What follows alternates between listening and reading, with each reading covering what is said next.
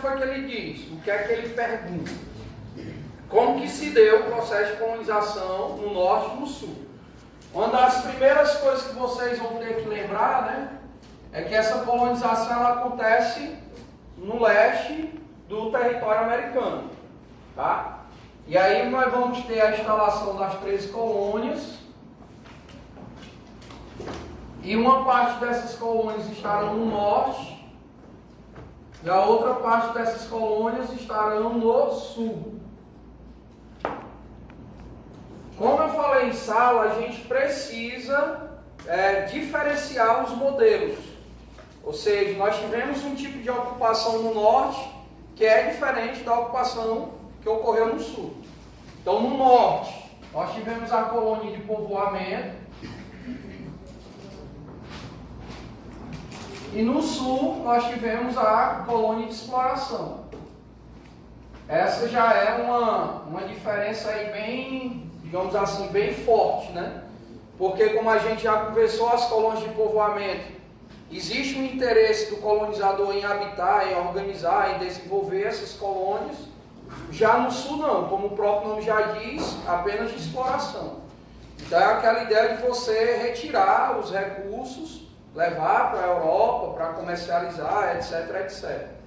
Então, o norte, o principal ponto, né, é que ele vai ser mais voltado à indústria.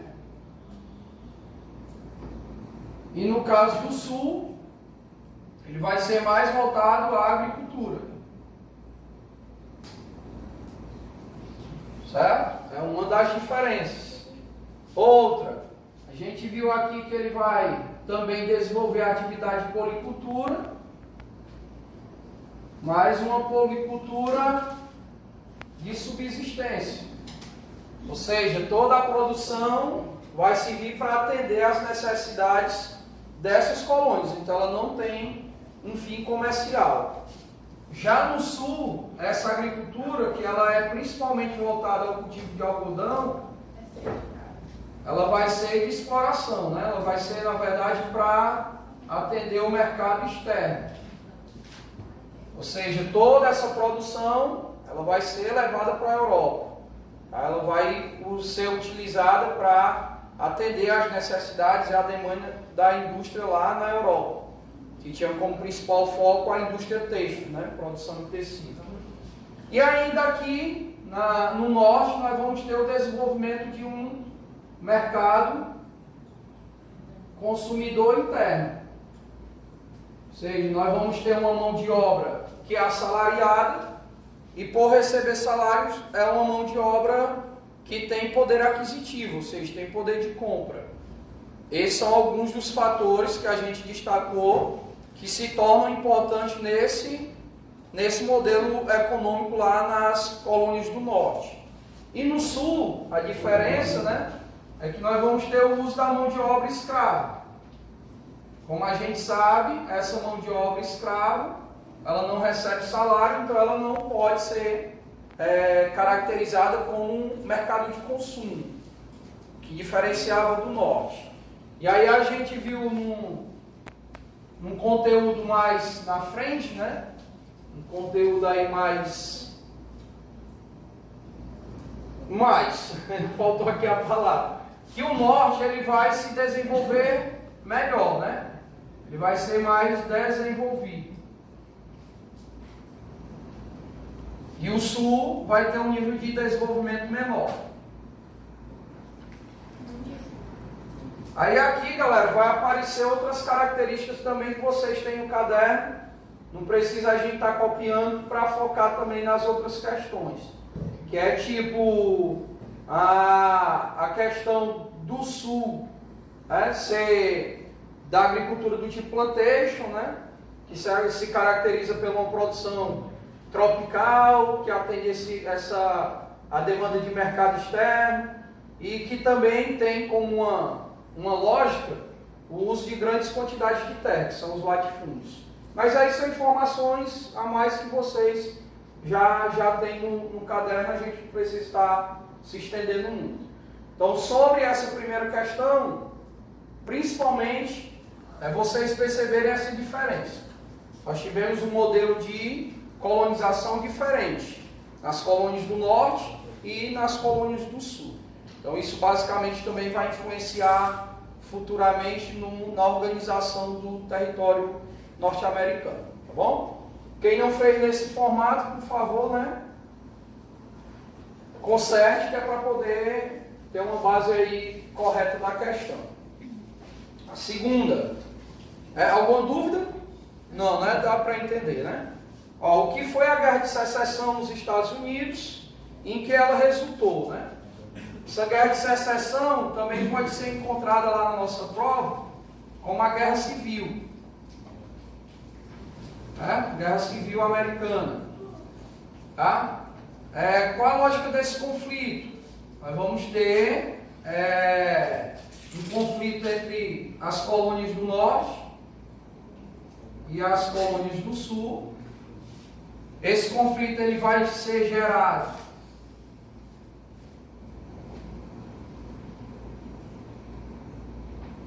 liberação da mão de obra escrava,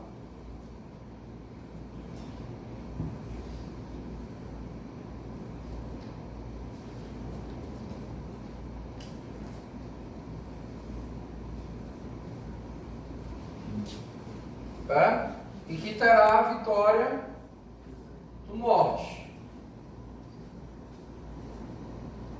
Então vamos entender o contexto, né? A gente viu que essa Guerra de Secessão, também conhecida como Guerra Civil, ela vai ser um conflito entre as colônias do norte e as colônias do sul, onde esse conflito vai ser gerado porque essa galera aqui do sul não aceitou, né, o processo de abolição da escravatura nos Estados Unidos, que foi declarado no governo do Abraham Lincoln. Então eles tinham como base econômica o uso dessa mão de obra escrava. Então abolir a escravatura seria um prejuízo para os grandes latifundiários do sul. Então eles acabaram que resistindo, e o norte, principalmente incentivado pela possibilidade dessa mão de obra se tornar salariada, o que representaria um aumento do mercado consumidor, o que representaria uma maior produção e também um maior consumo dos produtos industrializados que vinham do norte. Então o norte, como eu falei, ele não vem simplesmente por conflito, por uma questão humana, por estar preocupado com esses escravos. É claro que não. O interesse maior era de consumo. Então, ó, se a gente conseguir libertar essa galera, eles passaram a receber salários, se tornarão consumidores, o que vai influenciar e vai favorecer a nossa produção. Tá? Então, o contexto desse conflito, dessa Guerra de Secessão, será exatamente nesse ambiente. Beleza? E aí, como a gente viu, no final das contas, a vitória das colônias do norte, consequentemente um processo de abolição de escravatura, consequentemente um aumento do mercado consumidor dentro do país. Tá? Segunda questão, fica mais ou menos nessa lógica aí. A terceira questão, qual foi a importância da Primeira e da Segunda Guerra Mundial, das Segundas Guerras Mundiais, para a economia dos Estados Unidos? Foi que a gente viu, ó, que os Estados Unidos, né, vai sair vencedor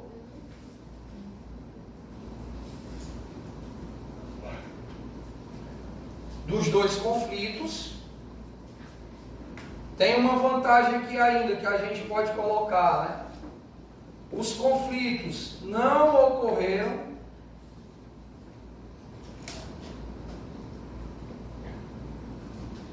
em seu território.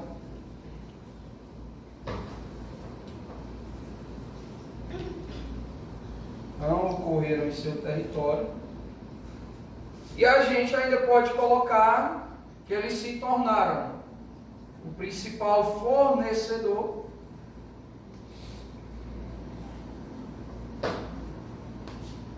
de capital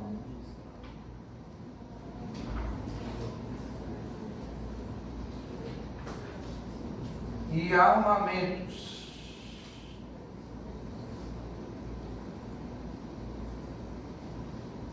Bom, vamos lá dentro desse conceito, né? É claro que aqui, galera, eu estou colocando mesmo só a informação básica para a gente iniciar a discussão, né? A gente viu que uma digamos assim, das características, né, que acabaram favorecendo todo o destaque norte-americano no passado e recentemente, ela está ligada às suas vitórias, tanto na Primeira como na Segunda Guerra Mundial. Então, como eu disse para vocês, os Estados Unidos ele sempre esteve do lado vencedor, sempre esteve do lado vitorioso. Somado a isso, tem ainda a ideia de que nenhum dos conflitos aconteceram em seu território. O único ataque que os Estados Unidos sofreu foi no Havaí, né, no famoso porto de Pearl Harbor, que não fica nos Estados Unidos propriamente dito, fica um pouco mais afastado. E isso fez com que os Estados Unidos, ao sair vitorioso dos dois conflitos, ele tivesse condições de ofertar ajuda, né, financeira para os países derrotados ou países que sofreram desgaste com os conflitos, assim também como eles se tornaram os principais fornecedores de armamentos nesses períodos. Então essa foi a vantagem dos Estados Unidos sair vencedor da Primeira e da Segunda Guerra Mundial. O fato dele não ter sofrido danos físicos de infraestrutura, e isso fez com que eles tivessem, né, condições de realizar empréstimos pelo conhecido Plano Marshall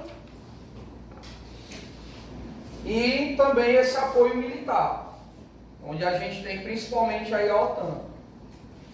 Tá? São aí as vantagens que os Estados Unidos possuíam por ter vencido esses dois conflitos. Então a resposta da questão tem que envolver esses assuntos aí, tá? Quem não fez assim, por favor, reforça. Aí nós temos a quarta questão, onde ele pergunta o que são as maquiladoras. Essas maquiladoras são empresas americanas, à vontade, empresas americanas, participação especial, né, da Kelly, empresas americanas no México, tá? Não sei se vocês lembram, mas ela é voltada principalmente para o setor automobilístico e também produtos de informática. Bom, só colocando assim para a gente poder fazer a discussão. Eu não sei se vocês lembram, mas quando a gente falou sobre os blocos econômicos nos capítulos passados, né, a gente viu um dos blocos que era o NAFTA, que tem a parceria Estados Unidos, México e Canadá, e a gente tinha uma fala já sobre essas maquiladoras. Elas são empresas americanas que se encontram no território do México, numa visão aí de baratear custos, né? Uma mão de obra muito barata, e basicamente essas maquiladoras elas funcionam como uma espécie de montadoras, como nós temos aqui no Brasil, né? As principais marcas de automóveis, por exemplo, o que nós temos aqui são as montadoras. Eles mandam as máquinas, os equipamentos, o motor, isso, aquilo, outro, e a gente monta e lança no mercado. Lá no México é da mesma forma. É só que você tem um investimento desse capital americano muito forte. E aí ela se destaca principalmente nesses setores de produção. No setor automobilístico e também no setor de informática. Tá? Isso são o que eles chamam de maquiladoras. Se eu não me engano, aí no livro de vocês, ele fica dentro de uma caixa de texto, logo bem no início da página. Porque eu não lembro aqui qual a página, mas quando vocês estiverem estudando, vocês vão encontrar. Outro ponto aqui é sobre citar palavras ou expressões chaves para cada um dos BELs estadunidenses, né? Deixa eu só aqui agora vir para outra imagem para a gente ver essas paradinhas aqui. Realmente eu tinha salvado aqui o mapa. Hello, pronto. Diga aí para mim qual é o primeiro que ele pede, por favor. Vocês têm o inglês aí apurado. Vixe. Fala em português mesmo, para ver se dá certo. Pronto, esse wheat belt, né, é o do trigo, correto? Porque eu confesso que, deixa eu dar uma olhada, né, mas eu acho que é esse mesmo. Pronto, é ele mesmo. É o belt, é o cinturão que se destaca principalmente pela produção de trigo. Vocês podem encontrar no mapazinho lá também uma página que eu não sei qual é o número dela. Aí ele ainda até diz dentro do texto do mapa, ó, que é extensa monocultura, né? Monocultura altamente mecanizada, cultivada em extensas planícies. Então lembra que monocultura é exatamente você focar em um único produto, que no caso é o trigo, que ele colocou entre parênteses, e que você tem uma produção com uma pequena quantidade de mão de obra, porque ela é mais mecânica, e ela é feita em áreas de planícies. Professor, isso aqui vai estar na prova? Não. Eu não vou puxar os nomes desses belts, não. Se aparecer, são mais os belts voltados ao setor industrial, porque são poucos, e aí fica mais fácil de gravar. O outro belt, qual é? Corn, que é o do milho, né? E soja, que é o A, que é o B. É o do milho e também da soja. É o belt de produção de grãos, né? Milho e soja. Aí ele fala, lavouras em geral, plantadas em pequenas e médias propriedades do meio leste. Então você pode até fazer um paralelo, onde esse belt comparado com esse, ele tem um nível em uma utilização de máquinas menor. Né? Então o nível de tecnologia utilizado para produzir, nesse aqui é maior do que nesse. Tá? O próximo belt. Please. Da pergunta que ela se encabulou. Qual é? O Dairy Belt. É o de pecuária leiteira. Né? Coloque aí.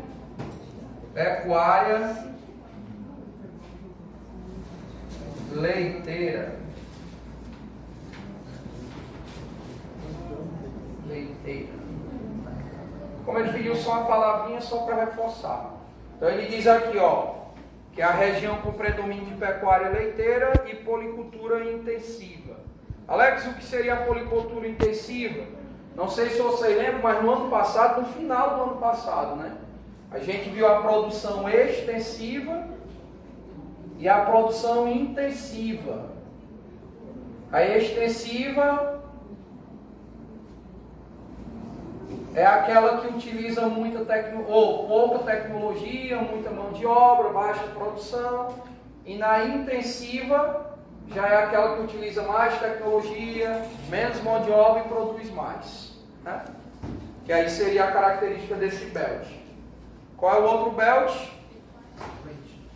Qual? Pronto, o range belt, cadê ele? Está aqui? É o primeiro? É porque eu... Como é meu?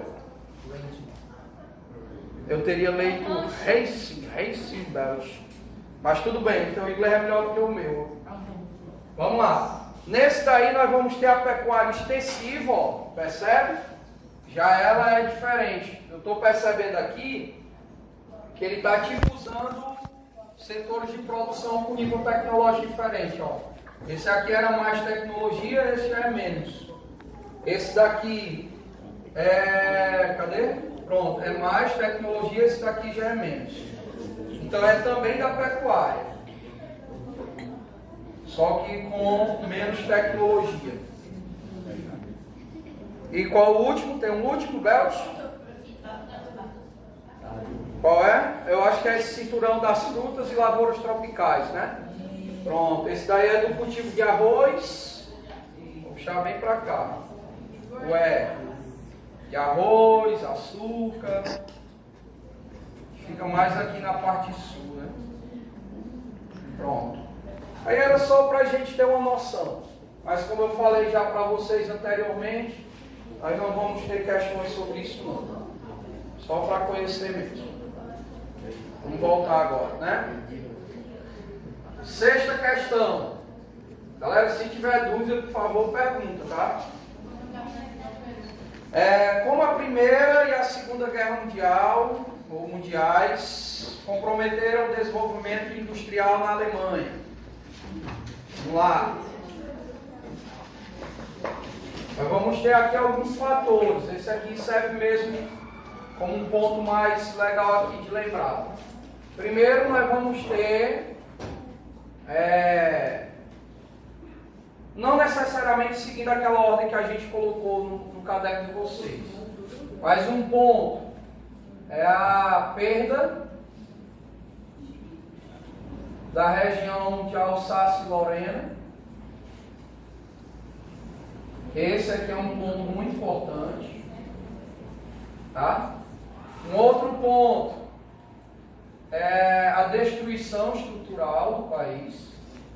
Vou colocar já explico. Um outro ponto vai ser o pagamento de indenizações.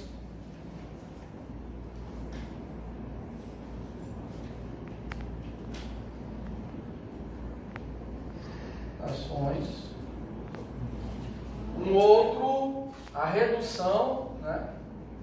Redução dos seus exércitos e também do armamento. Tá? Vou ver se faltou algum. Tem a sua divisão, né? Que talvez seja mais a divisão do território. Como é, Karen? Não, você tem que lembrar que o tratado ele que gera boa parte dessas situações, tá?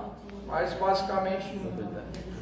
Então assim, galera, ó, a gente viu que a Alemanha ela teve um atraso na primeira Revolução Industrial, né? Mas ela conseguiu acompanhar e o ritmo desse acompanhamento foi tão alto que ela aparece na segunda Revolução Industrial como um grande destaque. Porém, a Alemanha ela participou dos dois grandes conflitos mundiais e nos dois ela saiu derrotada. E que diferente dos Estados Unidos, ó, que ganhou os dois e a Alemanha perdeu os dois, eles ainda tiveram o ponto de que esses conflitos aconteceram com uma grande, digamos assim, concentração do seu território. Então, basicamente, o foco dos dois conflitos ele se deu naquela região, pegando França, Alemanha, são países que foram bastante devastados. Então, isso são problemas para a Alemanha manter o seu potencial, o seu destaque econômico ao longo do tempo. Então, o que foi que a gente fez lá? Primeira perda da região da Alsácia e Lorena, né? A gente viu que é uma região muito rica em minérios e também em fontes de energia, como carvão. Então, esse território permaneceu sob posse da Alemanha nas primeiras décadas desse século XX, mas depois do conflito ela volta a pertencer à França. Alguém em outra sala perguntava: e hoje, professor? Hoje ela pertence às duas. Com o ingresso na União Europeia, eles resolveram essa disputa por essa região de forma diplomática. E aí foi o que eles fizeram, eles deixaram para os dois. Então, na região, você tem a exploração feita pela Alemanha e também feita pela França. Tá? Hoje é dividido de forma amigável a região. Mas aí eles vão perder esse território, nessa região. Tem os danos estruturais, já que boa parte dos conflitos aconteceram na região, né? O pagamento de indenizações, que ficou determinado pelo Tratado de Versalhes, que foi assinado entre os países aliados que venceram o conflito, especialmente a Segunda Guerra. Eles tiveram que reduzir os seus exércitos, o número de pessoas que participavam desses exércitos, e também a produção de armas, assim também como a destruição de armas que já existiam. E nós vamos ter também a divisão. Aí no caso dessa divisão, galera, muita atenção para isso aqui, ó. Nós vamos ter lá aquela divisão em RFA e RDA, República Federativa e República Democrática da Alemanha. Nessa daqui, a gente chama ela de ocidental, muito cuidado para não confundir, e essa nós chamamos de oriental, muito cuidado para não confundir. Aqui, liderada pelos Estados Unidos, daí eu tenho que lembrar que ela era capitalista, e aqui pela União Soviética, eu tenho que lembrar que era socialista. Essa Alemanha era mais desenvolvida, e essa outra Alemanha menos desenvolvida. Aí ainda reforçando, não sei se vai aparecer aí em outra pergunta, que com a unificação em 1990, essa diferença ela não será resolvida 100%. Como eu falei para vocês, o lado leste ainda é mais problemático, menos desenvolvido, tem uma taxa de desemprego mais elevada, uma concentração de renda maior do que o lado oeste, né? Então a herança deixada pelo capitalismo, ela é melhor do que a herança deixada pelo socialismo. Mas mesmo lembrando também que a gente conversou, que a gente fala de pobreza na Alemanha, um lado mais pobre, mas é um pobre tipo rico aqui no Brasil, né? Ou seja, é um pobre para dentro dos padrões do país. Mas lá quando eu digo que é mais pobre, menos desenvolvido, ainda é no nível que faz inveja aí a muitos outros países, tá bom? Não é aquela pobreza não. Pronto, ó. Que é exatamente essa oitava questão, né? Também aqui reforçando. A oitava questão ele pergunta exatamente isso. A reunificação política e territorial da Alemanha em 1990 apresentou pontos positivos e negativos. Cite alguns. Os negativos é exatamente essa diferença. Você tem um lado, o lado leste, que tem mais níveis de desemprego mais elevados, concentração de renda maior, ou seja, boa parte das riquezas na mão de poucos, que é diferente do outro lado. E os pontos positivos, vocês vão encontrar no livro, é muito aquela fala sobre o próprio investimento, desenvolvimento de atividades econômicas importantes, atividade mineradora, elas vão acabar se espalhando pelo território alemão, tá? No geral. Aí a nona questão. Além do financiamento do Plano Marshall, que outro fator favoreceu a recuperação da França no pós-Segunda Guerra? Essa já é a nona, tá? Aqui nós vamos ter o ingresso. O ingresso na Comunidade Econômica Europeia, que no futuro se tornou a União Europeia. Estou acelerando porque o nosso tempo está acabando, né? Aqui a gente viu que mais ou menos 60% das importações do país são exatamente para atender os países do bloco, tá? Então, além do Plano Marshall, o outro ponto que favoreceu o desenvolvimento da França vai ser o seu ingresso na antiga, na fase anterior da União Europeia hoje, que era a Comunidade Econômica Europeia, hoje conhecida como União Europeia. Mais ou menos 60% da produção francesa é consumida, é comercializada pelos países do bloco. Essa é a resposta da nona. A 10ª questão, embora a economia do Reino Unido tenha enfraquecido nos últimos anos, o país ainda se destaca como uma potência mundial no cenário político, e explique por que isso ocorre. Aí aqui nós vamos usar assim, da visão econômica, né? Ela se destaca ainda por participar do G8 e da União Europeia. E do ponto de vista político, por participar do Conselho Geral da ONU e também da OTAN. Tá? Então ela continua sendo uma área bem importante, com muito destaque no cenário mundial.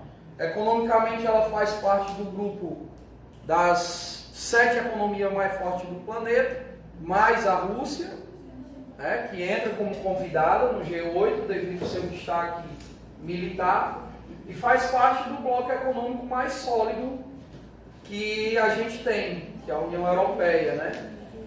E se destaca porque, como nós escrevemos aí nos esqueminhas, é a segunda economia mais forte da Europa, ficando atrás apenas da Alemanha. Mas lembre-se, a fala é sobre Reino Unido. E a gente viu que quando ele fala sobre o Reino Unido, nós estaremos com 4 países: Inglaterra, Escócia, País de Gales e Irlanda do Norte, cara. Ia me pegando também.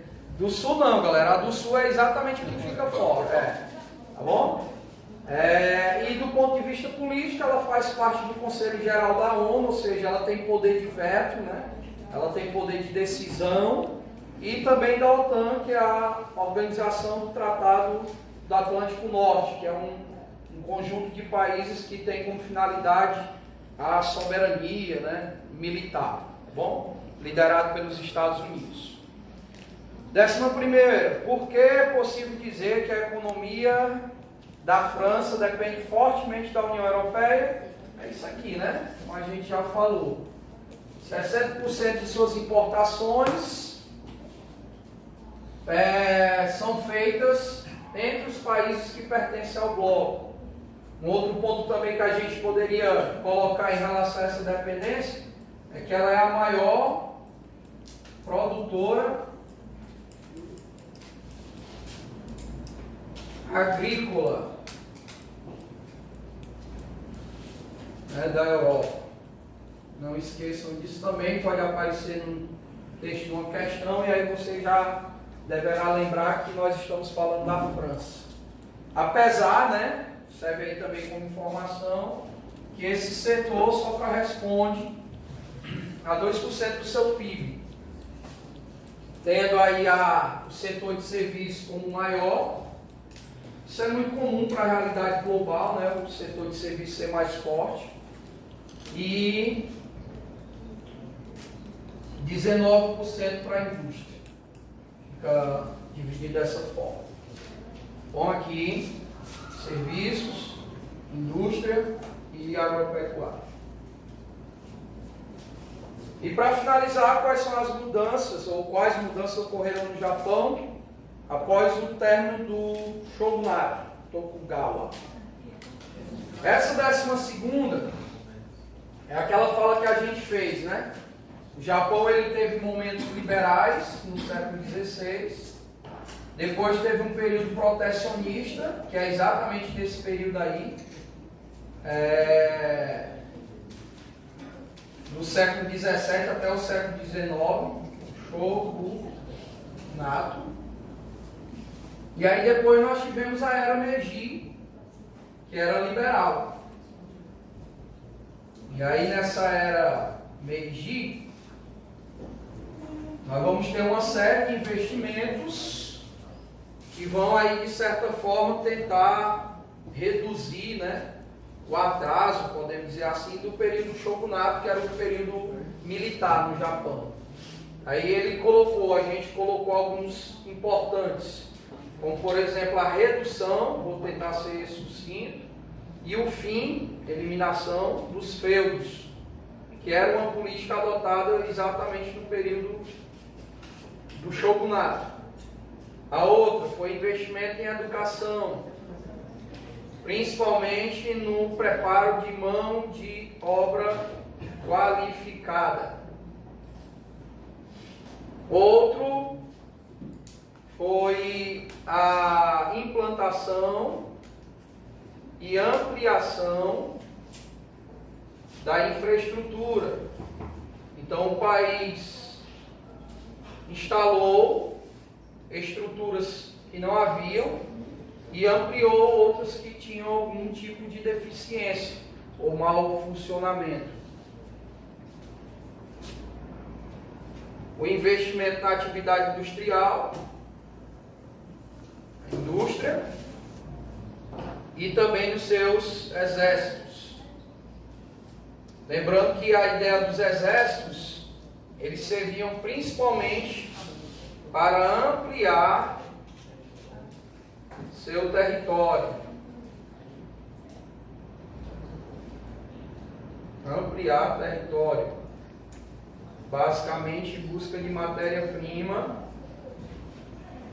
Que, como nós conversamos, o país é um pouco deficiente em relação ao recurso de matéria-prima, né? É um país que basicamente compra essa matéria-prima em grande escala, certo? E aí, é praticamente isso a nossa prova, galera. Inclusive, eu baseei muito na atividade para elaborar as questões, tá? As questões dessa nossa prova, nós não temos nenhuma retirada da internet. Todas foram mesmo elaboradas. Eu usei como base as atividades e aí tentei fazer lá um negócio, né, mais equilibrado para ver se a gente tira pelo menos um 6. E aí no mais era isso. Quinta-feira não, terça-feira, se Deus quiser, a gente faz a prova, não falta. Não, deixa o like pra lá. Não, galera, é isso. Depois o Pedro, então o pessoal do terceiro D, né, dá uma moral. O Pedro, bota aí, Pedro, afrontar, é o nosso cameraman, tá bom? E aí, se Deus quiser, na próxima semana a gente faz a prova.